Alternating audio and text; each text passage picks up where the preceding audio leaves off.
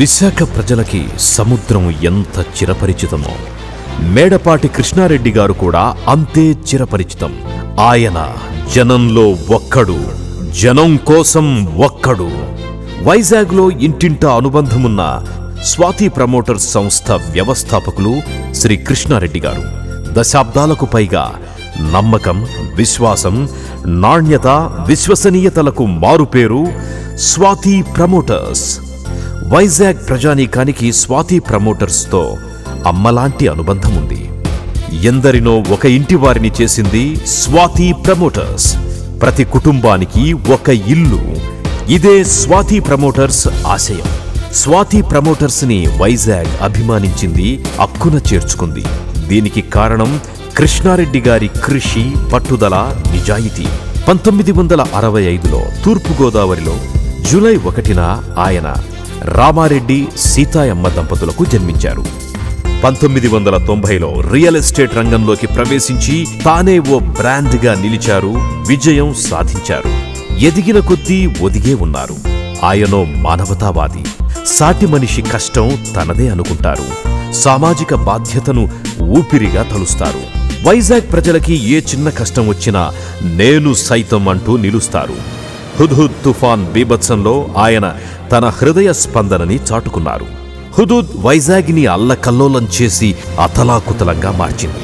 మహావృక్షాలు నేలకూలిన ఆ ప్రళయ సమయంలో కృష్ణారెడ్డి గారు ఎందరికో నీడనిచ్చారు, ఆకలి తీర్చారు.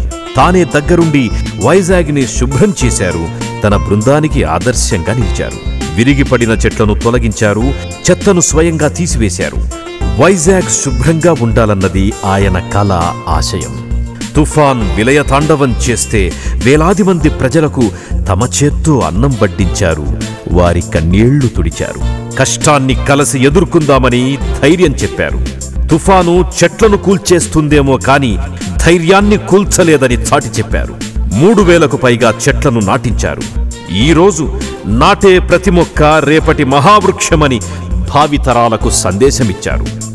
విశాఖని హరిత విశాఖ చెయ్యాలన్నది ఆయన ఆశయం. స్వాతి ప్రమోటర్స్ ఉద్యోగులందరికీ దశ దిశ నిర్దేశించి, ఒక నాయకుడిగా నిలిచి, ఒక ఉద్యమంగా మొక్కలు నాటించి, వాటికి రక్షణగా గార్డ్స్ను కూడా ఏర్పాటు చేశారు.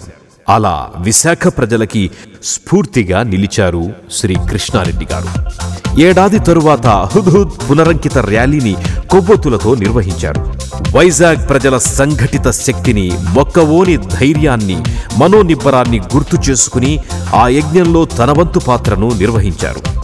జనం కోసం మనం నిలిస్తే మన కోసం జనం నిలుస్తారు. ఇదే ఆయన నమ్మిన సిద్ధాంతం. అందుకే ప్రజలకు ఉపకరించే ప్రతి పనిని ఒక దీక్షగా చేపట్టారు. పర్యావరణం పదిలంగా ఉంటే సమాజం పదిలంగా ఉంటుంది. దీనిని గురుతర బాధ్యతగా స్వీకరించిన కృష్ణారెడ్డి గారు వినాయక చవితి రూపురేఖలు మార్చారు. రంగులు, రసాయనాలు లేని ప్రకృతి వరప్రసాదితమైన మట్టి విగ్రహాలను ప్రజలకందించారు.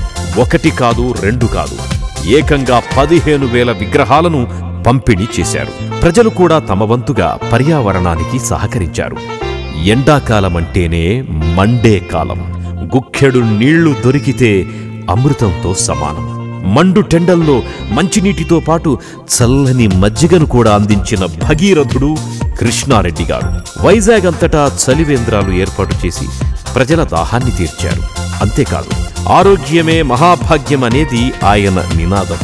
ఆరోగ్యంగా ఉంటేనే ఏదైనా సాధించగలం. అందుకే వైజాగ్ సిటీలో 10K రన్ నిర్వహించారు. మంత్రివర్యులు గంటా శ్రీనివాసరావుతో సహా వైజాగ్ ఎమ్మెల్యేలు, అధికారులు, అన్ని వర్గాల ప్రజలు ఇందులో పాల్గొన్నారు.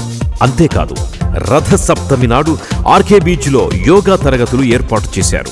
పేద పిల్లల చదువు కోసం కృష్ణారెడ్డి గారు ఎంతో చేస్తున్నారు. ప్రభుత్వ పాఠశాలలకి కంప్యూటర్లను అందిస్తున్నారు. పిల్లలు బాగా చదువుకుంటేనే సమాజం ఎదుగుతుందన్నది ఆయన విశ్వాసం. లోపం శాపం కాకూడదు, జీవితంలో ముందుకెదగాలి అని ధైర్యం చెప్పి అంగవికలాంగులకి వీల్ చైర్లు పంచిపెట్టి వాళ్లను ప్రోత్సహించారు. ఇంకా ఎన్నో దైవ సంబంధిత కార్యక్రమాలను కూడా నిర్వహించారు.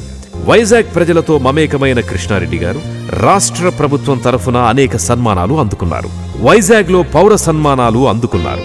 విశ్వ హిందూ పరిషత్ అధ్యక్షుడు ప్రవీణ్ తొగాడియా వైజాగ్లో స్వాతి ప్రమోటర్స్ కార్యాలయానికి అతిథిగా రావటం ఒక మరపురాని ఘట్టం. కృష్ణారెడ్డి గారికి వైజాగ్ ప్రజల గుండె చప్పుడు తెలుసు, హృదయ స్పందన తెలుసు. అందుకే జనం కోసం నిలబడతారు, ఆయన కోసం జనం నిలుస్తారు. జనహితం ఆయన అభిమతం. ప్రజాసేవ కోసం కృష్ణారెడ్డి ఒక సైనికుడవుతాడు, ఒక సేవకుడవుతాడు, ఒక నాయకుడవుతాడు.